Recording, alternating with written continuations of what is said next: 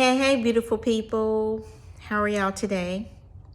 So this morning, as I was talking to my husband, early this morning, he received a text from a friend, a childhood friend of his, stating that his niece was killed last night by her boyfriend.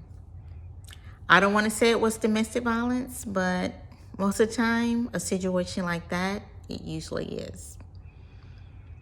Well, guess what today is? Today is 8/25, 9 years after my sister was killed from domestic violence. And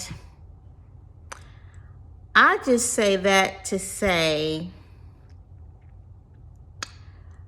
domestic violence is heavy.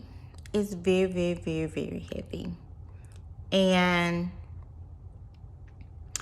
I'm just going to be very transparent. There are some days I'm like, I don't want to sound the silence in domestic violence.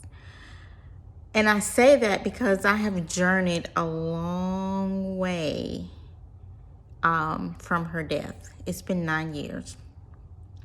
And just to have journeyed this long way, and I think back on the pain, the horrible pain I felt emotionally as well as physically and mentally, it was quite excruciating. Got a little bump there. It was quite excruciating, and it's a pain that I never want to feel anymore. So when you hear of people losing their loved ones, or just the victim itself, the victim themselves losing their life, and just victims being victims. What I mean by that is in a domestic violence situation and they feel hopeless. Victims that become survivors, but still in a sense are victims because they have not mentally, physically, emotionally recovered from the domestic violence situation that they were in. So I say that because domestic violence can be really, really heavy.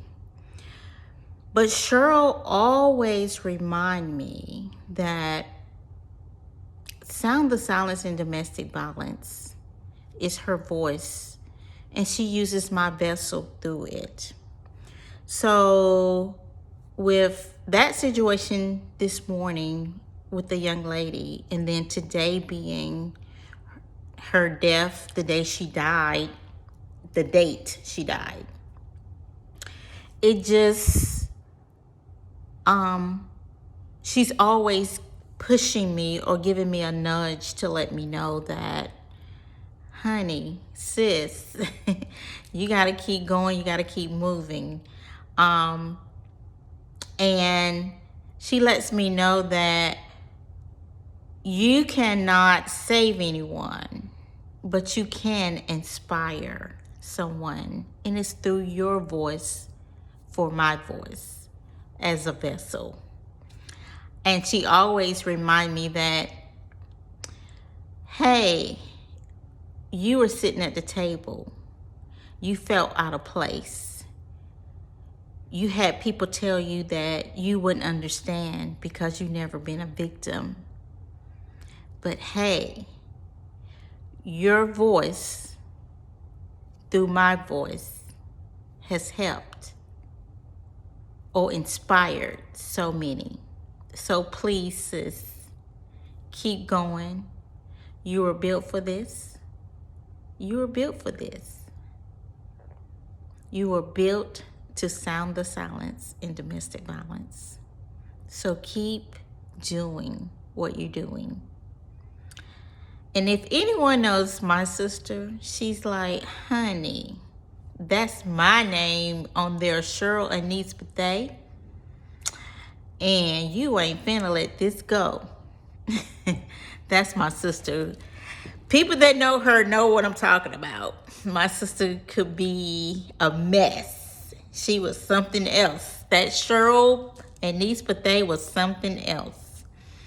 But she just lets me know all the time. She nudges me all the time. And I just want to pay homage to her and thank her because she helped me as well. She inspired me to speak up. She inspired me to heal. She inspired me to do shadow work.